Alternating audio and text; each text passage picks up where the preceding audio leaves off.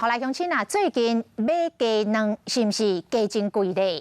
因为这个国际饲料来起价，加上天气反冷，鸡母生无卵，结果这个鸡卵为2个月前每台斤的挂价23块半一路起到昨是起到34块半，起11块，起超过4.5%。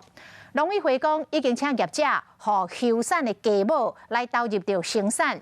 农历过年前，鸡卵的产量就会增加，这个绩效就会当回转来的。炒饭爱用到卵，葱仔饼嘛用卵，这个鸡卵做食材比例是有够悬。不过你看鸡卵的价销，一斤讲爱50块，和家庭主妇讲真正是有够贵。变贵很多吗？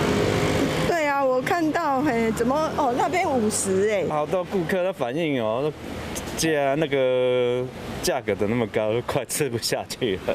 远景6粒卵，无大粒，都要32块，平均一粒超过5块，真正无俗。因为鸡卵为去年10月批了介绍每台斤23块半，一直起12月份超过30块，最新的批发价已经到每台斤34块半，这3个月来两个介绍起超过4.5%。饲鸡协会就讲，这半年来进口饲料起4摆，加上最近温差较大，两个产量减少，起价嘛是无奈代志。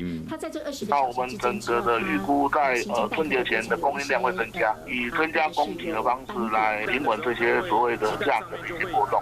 农委会表示讲，已经请业者提悬鸡卵的产量和价销较稳定咧。嘛，伊佫讲，即摆价销是上关点嘛，未佫起啊。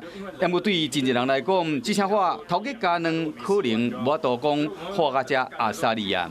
而且它是孵蛋。